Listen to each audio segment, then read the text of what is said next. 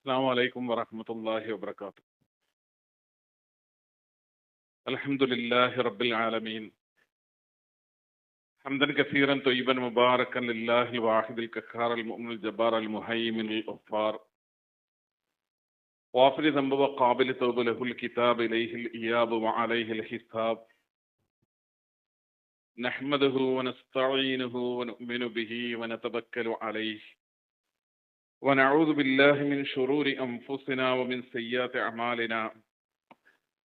من يهده الله فلا مضل له ومن يضلل فلا هادي له، وأشهد أن لا إله إلا الله وحده لا شريك له، وأشهد أن محمدا عبده ورسوله أرسله بالهدى ودين الحق ليظهره على الدين كله ولو كره المشركون. اللهم صل على محمد وعلى آل محمد كما صليت على إبراهيم وعلى آل إبراهيم إنك حميد مجيد. اللهم بارك على محمد وعلى آل محمد كما باركت على إبراهيم وعلى آل إبراهيم إنك حميد مجيد. أما بعد فإن خير الكلام كلام الله، وخير الهدي هدي محمد صلى الله عليه وسلم، وشر الأمور محدثاتها وكل محدثة بدعة وكل بدعة ضلالة. يا أيها الناس أوصيكم وإياي بتقوى الله. أعوذ بالله السميع العليم من الشيطان الرجيم. يا أيها الذين آمنوا اتقوا الله حق تقاته ولا تموتن إلا وأنتم مسلمون. بسم الله الرحمن الرحيم. يوم تقلب وجوههم في النار يقولون يا ليتنا أطعنا الله وأطعنا الرسول، وقالوا ربنا إنا أطعنا سادتنا وكبراءنا فأضلونا السبيل، ربنا آتهم ضعفين من العذاب والعنهم لعنا كبيرا.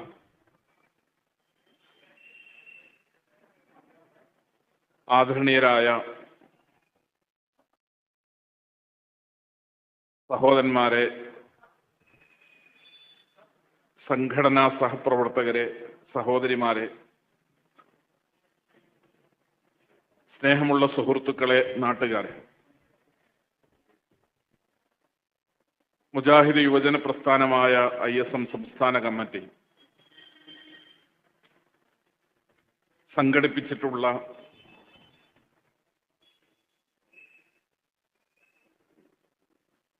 സമുദായം പൊറുക്കാത്ത സമസ്ത അപരാധങ്ങൾ എന്ന തലക്കെട്ടിലുള്ള പ്രോഗ്രാമിലാണ് നാം പങ്കെടുക്കുന്നത്. പ്രമാണങ്ങളുടെ അടിസ്ഥാനത്തിൽ ലോകത്തോട് അതിൻ്റെ ആദർശത്തെയും ദർശനങ്ങളെയും കാഴ്ചപ്പാടുകളെയും അവതരിപ്പിക്കുന്ന മതമാണ്. ഒരുപാട് മതങ്ങളുടെ കൂട്ടത്തിൽ നിന്ന് ഇസ്ലാം എങ്ങനെ വേറിട്ടു നിൽക്കുന്നു എന്ന ചോദ്യത്തിന്റെ ഒന്നാമത്തെ ഉത്തരം പരിശുദ്ധ ദീനുൽ ഇസ്ലാം എന്ന് പറയുന്ന മതത്തിന് അതിൻ്റെ പ്രബലമായ അതിശക്തമായ രണ്ട് പ്രമാണങ്ങളുണ്ട് എന്നതാണ്. ലോകത്തിനനുസരിച്ചും കാലത്തിനനുസരിച്ചും മാറ്റങ്ങൾക്ക് മതങ്ങളും വിധേയമാകണം എന്ന് ചർച്ച ചെയ്യപ്പെടുന്നിടത്ത് പ്രമാണങ്ങളുടെ അടിസ്ഥാനത്തിൽ മാറ്റങ്ങളില്ലാതെ നിലനിൽക്കുന്നതാണ് പരിശുദ്ധ ഇസ്ലാം എന്ന പ്രഖ്യാപനമാണ് മതങ്ങളിൽ നിന്ന് ഇസ്ലാമിനെ വ്യതിരിക്തമാക്കി നിർത്തുന്ന, വേറിട്ട് നിർത്തുന്ന, അതിനെ പ്രത്യേകമാക്കുകയും മഹത്വവൽക്കരിക്കുകയും ചെയ്യുന്ന സുപ്രധാനമായൊരു ഘടകം. കാലാകാലങ്ങളിൽ മനുഷ്യർ പുരോഗതി പ്രാപിക്കുമ്പോൾ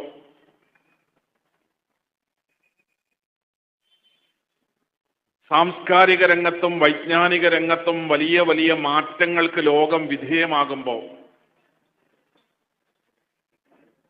അത്യാധുനികമായ വിജ്ഞാന സങ്കേതങ്ങൾ രൂപപ്പെടുകയും അതിൽ നിന്ന് ആളുകൾക്ക് പുതിയ അറിവുകൾ കരസ്ഥമാക്കുകയും ചെയ്യാൻ കഴിയുമ്പോൾ ലോകത്തിന്റെ മുഴുവൻ അലകും തട്ടും അതിനനുസരിച്ച് മാറ്റിപ്പണിയേണ്ടതുണ്ട്. 10 കൊല്ലം മുമ്പുള്ളതുപോലെയല്ല നമ്മൾ ഇന്ന് ചിന്തിക്കേണ്ടത്. 25 കൊല്ലം മുമ്പ് സ്വീകരിച്ച നിലപാടുകളല്ല ഇന്ന് നമ്മൾ സ്വീകരിക്കേണ്ടത്. ഒരു 100 കൊല്ലം മുമ്പ് പറഞ്ഞ കാര്യങ്ങളോ പരിഹാരങ്ങളോ അല്ല പ്രശ്നങ്ങളുടെ മുമ്പിൽ നമ്മൾ ഇന്ന് പറയേണ്ടത്. കാലം ചെല്ലുമ്പോ, ലോകം മുന്നോട്ട് പോകുമ്പോ, വിവരം കൂടുമ്പോ, വിജ്ഞാനം കൂടുമ്പോ, ശാസ്ത്രം വളരുമ്പോൾ, സാങ്കേതിക വിദ്യകൾ ഉയരങ്ങളിലേക്ക് എത്തുമ്പോൾ കാലത്തിനനുസരിച്ച് എല്ലാം മാറ്റങ്ങൾക്ക് വിധേയമാകണം. അതിവിടുത്തെ മതങ്ങളും അതിന് തയ്യാറാകണം എന്നാണ്. മതങ്ങളുടെ വിശ്വാസങ്ങളെയും കാലത്തിനനുസരിച്ച് മാറ്റിപ്പണിയണമെന്നാണ്. മതങ്ങളുടെ സമീപനങ്ങളെയും നിലപാടുകളെയും ആധാരങ്ങളെയും കാലത്തിനനുസരിച്ച് പുതുക്കിപ്പണിയണമെന്നാണ് വളരെ ഗുണകാംക്ഷയോടുകൂടെ പലപ്പോഴും നമ്മുടെ നാട്ടിലെ ആളുകൾ മതവിശ്വാസികളെ ഉപദേശിക്കാറുള്ളത്. പരിശുദ്ധ ദീനുൽ ഇസ്ലാം 1400 കൊല്ലം പഴക്കമുള്ള 2 പ്രമാണങ്ങൾ ലോകത്തിന്റെ മുമ്പിൽ ഉയർത്തിപ്പിടിക്കുകയാണ്. ഒന്ന് വിശുദ്ധ ഖുർആൻ എന്ന് പറയുന്ന ഗ്രന്ഥമാണ്. രണ്ടാമത്തത് മുഹമ്മദ് മുസ്തഫ റസൂലുള്ളാഹി സ്വല്ലല്ലാഹു അലൈഹി വസല്ലം തങ്ങളുടെ ജീവിതമാണ്. പരിശുദ്ധ ഖുർആൻ എന്ന് പറയുന്ന ഗ്രന്ഥത്തെ ഉയർത്തിപ്പിടിച്ചുകൊണ്ട് ലോകത്തോട് ഇസ്ലാമിന് പറയാനുള്ളത്,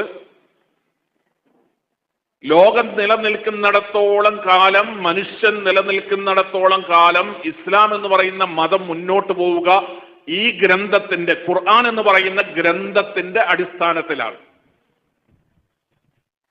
പരിശുദ്ധ ഖുർആനിന്റെ വരികൾക്കിടയിൽ എന്താണ് ഖുർആൻ ലോകത്തോട് ആത്മീയത എന്നുള്ള നിലയ്ക്ക് പഠിപ്പിക്കുന്ന സന്ദേശങ്ങളെങ്കിൽ ആ സന്ദേശങ്ങളെ സ്വീകരിച്ചുകൊണ്ടാണ്, അത് ഉൾക്കൊണ്ടുകൊണ്ടാണ്, അതിൽ മാറ്റങ്ങൾ വരുത്താതെയാണ്, അതിൽ തിരുത്തലുകൾ വരുത്താതെയാണ് ലോകത്ത് മുസ്ലിങ്ങൾ മുന്നോട്ട് പോവുക എന്ന നിലപാടാണ് പരിശുദ്ധ ഇസ്ലാമിന് ലോകത്തിന്റെ മുമ്പിൽ അവതരിപ്പിക്കാനുള്ളത്.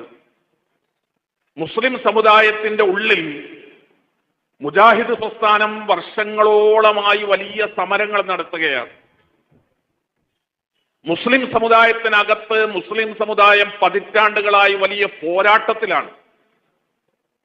മുസ്ലിം സമുദായവുമായി, സമുദായത്തിലെ വ്യത്യസ്ത സംഘടനകളുമായി അനേക കാലങ്ങളായി മുജാഹിദ് പ്രസ്ഥാനം അതിശക്തമായ ആശയപരമായ, ആദർശപരമായ ഏറ്റുമുട്ടലുകളിലാണ്. ആ ഏറ്റുമുട്ടലുകൾ എന്ന് പറയുന്നത് 1400 കൊല്ലം പഴക്കമുള്ള പ്രമാണങ്ങളിലേക്ക് തിരിച്ചു വരാൻ മുജാഹിദ് പ്രസ്ഥാനത്തിന്റെ കൂടെ ഇന്ന് ജീവിക്കുന്ന കേരളത്തിലെ മുസ്ലിം സമുദായം സന്നദ്ധമാകണമെന്നാവശ്യപ്പെട്ടുകൊണ്ടാണ്. പുതിയ കാലത്തിനനുസരിച്ച് മതത്തെ പുതുക്കിപ്പണിത് നമുക്ക് മുന്നോട്ട് പോകാം എന്നല്ല. 1400 കൊല്ലം മുമ്പ് ലോകത്ത് പരിശുദ്ധ ദീനുൽ ഇസ്ലാമുമായി ലോകത്തെ പഠിപ്പിക്കാൻ കടന്നു വന്ന പ്രവാചകൻ പറഞ്ഞ കാര്യങ്ങളെന്തോ, മുഹമ്മദ് നബി സല്ലല്ലാഹു അലൈഹി വസല്ലം തങ്ങളുടെ അധ്യാപനങ്ങളിലേക്ക് നമുക്ക് തിരിച്ചു പോകാം. മുഹമ്മദ് നബി സല്ലല്ലാഹു അലൈഹി വസല്ലം തങ്ങൾ ലോകത്തിന്റെ മുമ്പിൽ ഉയർത്തിപ്പിടിച്ച ഖുർആൻ എന്ന് പറയുന്ന ഗ്രന്ഥം, ആ പരിശുദ്ധ ഖുർആൻ എന്ന് പറയുന്ന ഗ്രന്ഥത്തിന്റെ അധ്യാപനങ്ങളിലേക്ക് നമുക്ക് തിരിച്ചു പോകാം എന്ന നിലപാടാണ് 1 നൂറ്റാണ്ടിലേറെ കാലമായി കേരളത്തിലെ മുസ്ലിം സമുദായത്തിനകത്ത് മുജാഹിദ് പ്രസ്ഥാനം നടത്തുന്ന പോരാട്ടങ്ങളുടെയെല്ലാം അടിസ്ഥാനപരമായ കാരണമായി തീരുന്നത്. സഹോദരങ്ങളെ, കാലം മാറുമ്പോ, രാജ്യം മാറുമ്പോ, സമൂഹം മാറുമ്പോ, ചുറ്റുപാടുകൾ മാറുമ്പോ, അന്തരീക്ഷങ്ങൾ മാറുമ്പോ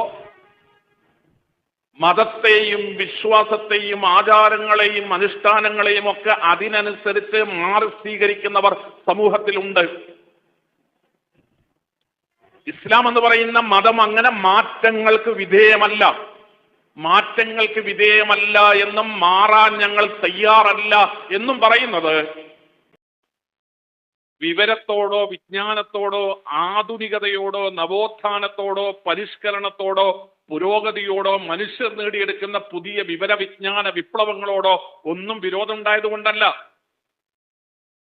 ലോകത്ത് അത്യാധുനിക കാലഘട്ടത്തിൽ ഏത് വിജ്ഞാനങ്ങൾ കടന്നു വന്നാലും, ആധുനിക ലോകം എന്തെല്ലാം അറിവുകൾ കരസ്ഥമാക്കിയാലും, പുതിയ ലോകക്രമത്തിന്റെ ഭാഗമായി മനുഷ്യന്റെ ബുദ്ധിയിൽ നിന്ന് എന്തെല്ലാം ഉരുത്തിരിഞ്ഞു വന്നാലും, അതിനെല്ലാം അതിജീവിക്കാൻ കഴിയുന്ന, അതിനെല്ലാം മുൻകടക്കാൻ കഴിയുന്ന, അതിനെല്ലാം അപ്പുറത്തുള്ള ഒരു അറിവിന്റെ സ്രോതസ്സിൽ നിന്നാണ്, ഒരു വൈജ്ഞാനിക സ്രോതസ്സിൽ നിന്നാണ് ഇസ്ലാമിക പ്രമാണങ്ങൾ അവതരിപ്പിക്കപ്പെട്ടിട്ടുള്ളത് എന്ന വിശ്വാസമുള്ളത് കൊണ്ടാണ് നമുക്ക് മതമായി സ്വീകരിക്കാൻ ഖുർആൻ മതി.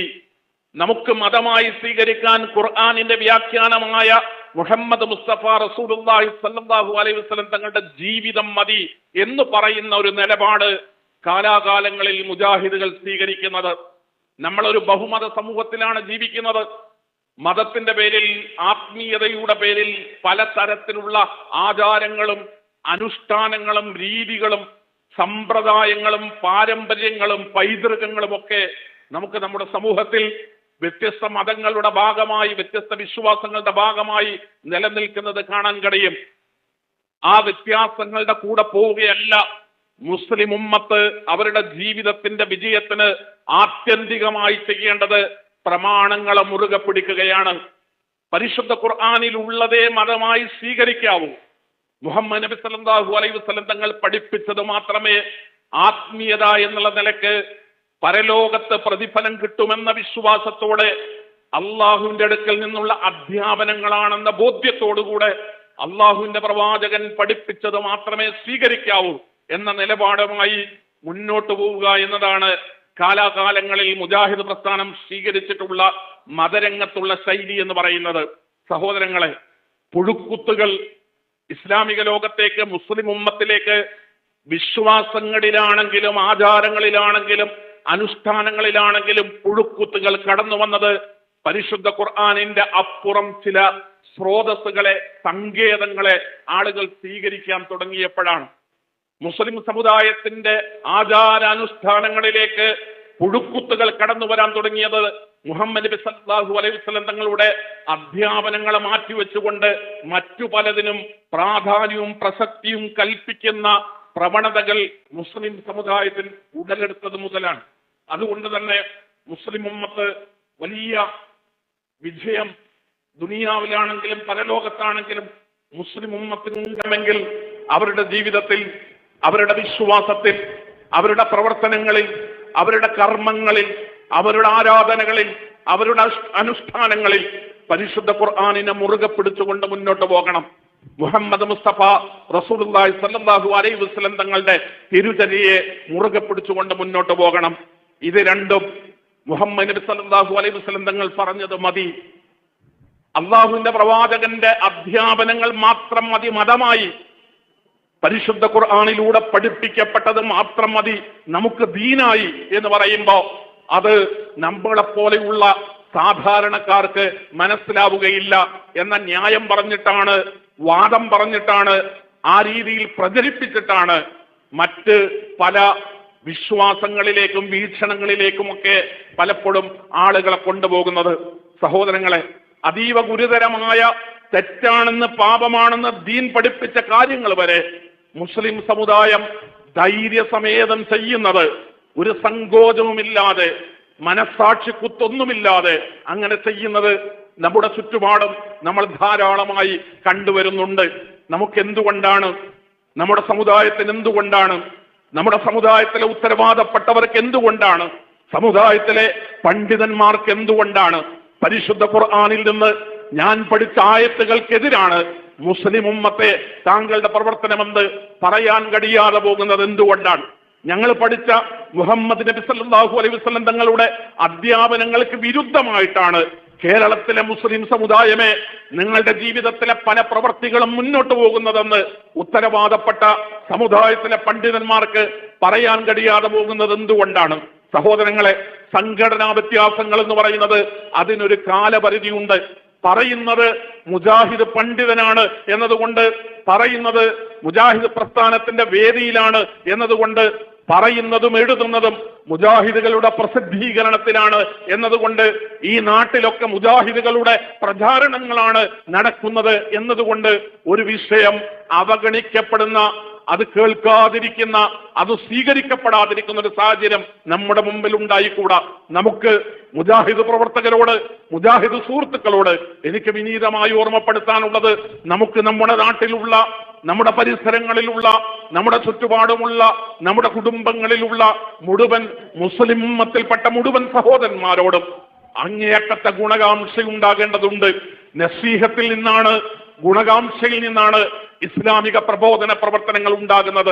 ഇബ്രാഹിം നബി അലൈഹി ഇസ്ലാം തന്റെ ഉപ്പയോട്, തന്റെ ഉപ്പയുടെ ആരാധനാനുഷ്ഠാനങ്ങളിൽ വന്ന വലിയ രൂപത്തിലുള്ള തെറ്റുകളെ തിരുത്തി അദ്ദേഹത്തോട് സംസാരിക്കുമ്പോ തന്റെ ഉപ്പയോട് ഇബ്രാഹിം നബി അലൈഹി ഇസ്ലാം പറയുന്ന ഒരു വാക്കുണ്ട്, ഇന്നി അഖാഫു അൻ യമസ്സക അദാബും മിനർ റഹ്മാൻ.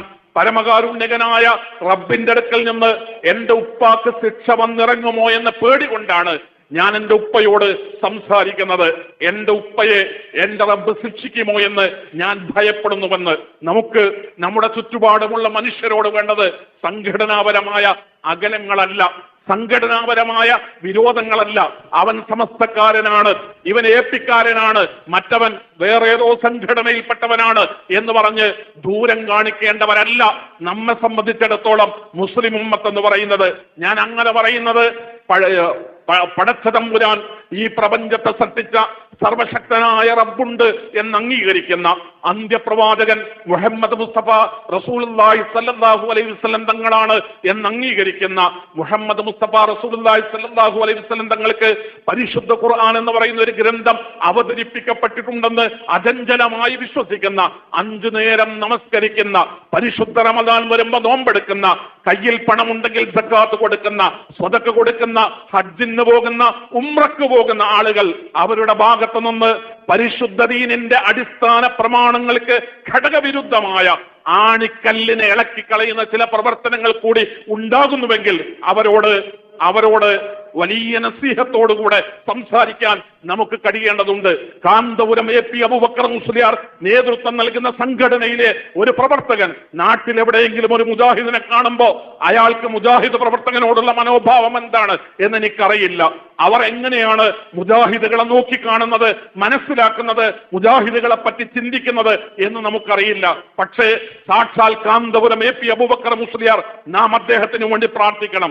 ഞാനിത് കാരന്തൂരിൽ വെച്ച് നിങ്ങളുടെ മുമ്പിൽ അഭിനയിക്കുകയല്ല സഹോദരങ്ങളെ. ഏതൊരു മനുഷ്യനും ഈ ലോകത്ത് ജനിച്ചു വീണ ഒരു മനുഷ്യനും സാധ്യമല്ലാത്ത, സഹിക്കാൻ കഴിയാത്ത ശിക്ഷയുടെ ഒരു ലോകത്തെക്കുറിച്ച് പരിശുദ്ധ ഖുർആൻ എന്നെയും നിങ്ങളെയും ഓർമ്മപ്പെടുത്തിയിട്ടുണ്ട്. യൗമ തുഖല്ലബു വുജൂഹും ഫിന്നാർ. ആളുകൾ പരലോകത്ത് വരുമ്പോ നരകത്തിൽ മുഖം കുത്തിയാണ് വിടുക. ആളുകൾ പരലോകത്ത് വരുമ്പോ നരകത്തിൽ മുഖം കുത്തിയാണ് വിടുക. യൗമ തുഖല്ലബു വുജൂഹും ഫിന്നാർ യഖൂലൂന. ആ നരകത്തിൽ കിടന്നുകൊണ്ട് അവർ പറയുന്ന ചില വാക്കുകളുണ്ട്. യാ ലൈതനാ അത്അനാല്ലാഹ വഅത്അന റസൂല. ഞങ്ങൾ അല്ലാഹുവിനെ അനുസരിച്ചിരുന്നുവെങ്കിൽ എത്ര നന്നായിരുന്നേനെ. ഞങ്ങൾ അല്ലാഹുവിന്റെ റസൂലിനെ അനുസരിച്ച് ജീവിച്ചിരുന്നെങ്കിൽ എത്ര നന്നായിരുന്നേനെ. നിങ്ങൾ ഇത് കേൾക്കണം എന്റെ പ്രിയപ്പെട്ടവരെ, നിങ്ങൾ ഇത് ശ്രദ്ധിക്കണം. ഇത് മുജാഹിദുകൾ വെക്കുന്ന അർത്ഥമല്ല.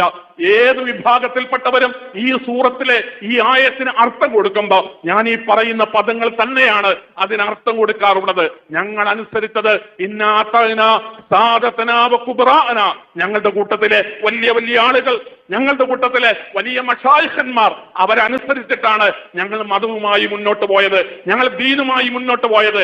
നബിദിനമുണ്ടോ എന്നൊരു ചോദ്യം വരുമ്പോ, നബിദിനം ആഘോഷിക്കാമോ എന്നൊരു സംശയം വരുമ്പോ, നബിദിനം അല്ലാഹുവിന്റെ ദീനിന്റെ ഭാഗമാണോ എന്നൊരു ഒരു പ്രശ്നം ഞങ്ങളുടെ മുമ്പിൽ ഉദിക്കുമ്പോ, അല്ലാഹുവിന്റെ കിതാബിൽ എന്തു പറഞ്ഞു എന്നതല്ല ഞങ്ങൾ പരിഗണിച്ചത്. അല്ലാഹുവിന്റെ പ്രവാചകന്റെ അധ്യാപനങ്ങളിൽ എന്താണ് ഉള്ളത് എന്നല്ല ഞങ്ങൾ പരിഗണിച്ചത്.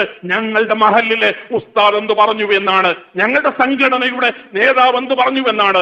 AP അബൂബക്കർ മുസ്ലിയാർ, കാന്തപുരം AP അബൂബക്കർ മുസ്ലിയാർ ഒരു കാര്യം പറഞ്ഞാൽ അതിന്റെ അപ്പുറത്തൊരു മുജാഹിദ് പറയുന്നതിന് എന്ത് പ്രസക്തി എന്ന് ചിന്തിച്ചിട്ടാണ് ഞങ്ങളൊക്കെ ജീവിച്ചത്. അല്ലാഹുവേ, ഞങ്ങളുടെ കൂട്ടത്തിൽ വലിയ വലിയ ആളുകൾ ഉണ്ടായിരുന്നു, വലിയ വലിയ ഷൈഖുമാരുണ്ടായിരുന്നു, ഞങ്ങൾ വലിയ ആദരവ് നൽകിയ വലിയ വലിയ പണ്ഡിതന്മാർ ഞങ്ങളുടെ കൂട്ടത്തിൽ ഉണ്ടായിരുന്നു. നാഥ റബ്ബേ, അളല്ലൂന സബീല, അവർ ഞങ്ങളെ വഴിപിഴപ്പിച്ച് കളഞ്ഞു റബ്ബേ എന്ന്. അല്ലാഹുവേ, നിന്റെ ദീനിന്റെ മാർഗത്തിൽ നിന്ന് ഞങ്ങൾ ആദരിച്ച, ദുനിയാവിൽ ഞങ്ങളേറെ സ്നേഹിച്ച, ഞങ്ങൾ ബഹുമാനിച്ച ഞങ്ങളുടെ സാദാത്തുക്കളും ഞങ്ങളിലെ കൂട്ടത്തിലെ വലിയ വലിയ ആളുകളും ഞങ്ങളെ പിഴപ്പിച്ച് കളഞ്ഞു റബ്ബേ. അളല്ലൂന സബീല, അവർ ഞങ്ങളെ പിഴപ്പിച്ച് കളഞ്ഞു റബ്ബേ. റബ്ബനാ, ഞങ്ങളുടെ നാഥ, ആതിഹിം ലഅഫൈനി മിനൽ അദാബ്, ഞങ്ങളെ നീ ശിക്ഷിക്കുമ്പോ ഞങ്ങൾക്ക് ഒരു ആശ്വാസം കിട്ടാൻ ഞങ്ങൾക്ക് നൽകുന്നതിനേക്കാൾ ഇരട്ടി ശിക്ഷ നീ അവർക്ക് നൽകണേ. വൽ അൻഹും ലഅനൻ കബീറ, അല്ലാഹുവേ, വലിയ തോതിൽ നീ അവരെ ശപിക്കുകയും ചെയ്യണേ എന്ന് പറഞ്ഞിട്ടാണ് സഹോദരങ്ങളെ നാളെ പരലോകത്ത് കുറെ ആളുകൾ നരകശിക്ഷ അനുഭവിക്കുക എന്ന് പരിശുദ്ധ ഖുർആൻ നമ്മളെ പഠിപ്പിക്കുന്നുണ്ട്.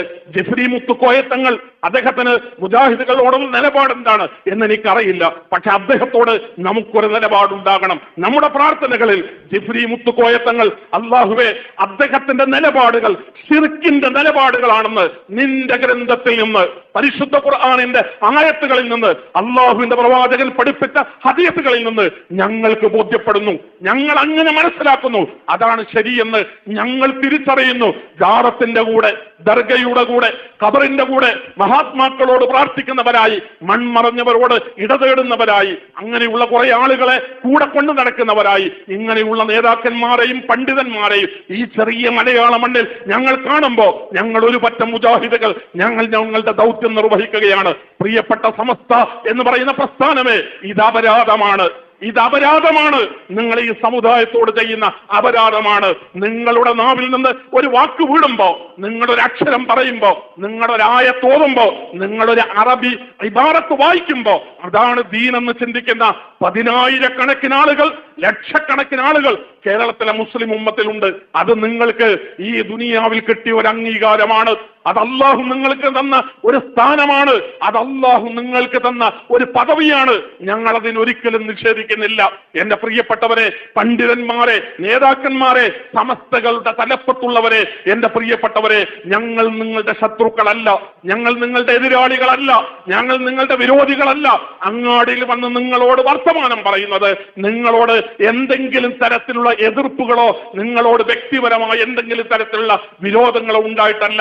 ഒരു മനുഷ്യൻ മരണപ്പെട്ടാൽ നാളെ പരലോകത്ത് ഖബറിൽ നിന്ന് എഴുന്നേറ്റ് റബ്ബിന്റെ മുമ്പിലേക്ക് ഹാജരാക്കപ്പെടുമ്പോ ആ മനുഷ്യന് വസീഖല്ലദീന കഫറു ഇലാ ജഹന്നമ സുമറ എന്ന് പറഞ്ഞ് കൂട്ടത്തോടുകൂടെ മനുഷ്യർ നരകത്തിലേക്ക് നയിക്കപ്പെടുമ്പോ ഞങ്ങൾ ആഗ്രഹിക്കുന്നു, ഞങ്ങൾ ജീവിച്ച കാലത്ത് ഞങ്ങളുടെ പരിസരങ്ങൾ ജീവിച്ച മനുഷ്യർ അങ്ങനെ നരകത്തിലേക്ക് ആനയിക്കപ്പെടരുതെന്ന്, അള്ളാഹുവിന്റെ ശാപകോപങ്ങൾക്ക് വിധേയരാകരുതെന്ന് ഞങ്ങൾ ആഗ്രഹിക്കുന്നു.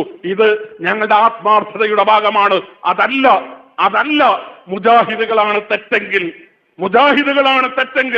മുജാഹിദുകളാണ് നാളെ പരലോകത്ത് അള്ളാഹുവിന്റെ ശാപത്തിന് വിധേയരാകാനുള്ളവരെങ്കിൽ, മുജാഹിദുകൾക്കാണ് നരകശിക്ഷ കാത്തിരിക്കുന്നതെങ്കിൽ, മുജാഹിദുകൾക്കാണ് സ്വർഗം നിഷിദ്ധമാവുകയെങ്കിൽ നിങ്ങൾക്കൊരു ബാധ്യതയുണ്ട്.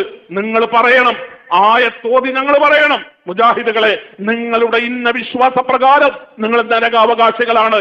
ഞങ്ങളത് പഠിക്കും, ഞങ്ങളത് പരിശോധിക്കും. പക്ഷെ നിങ്ങളത് പറയണം.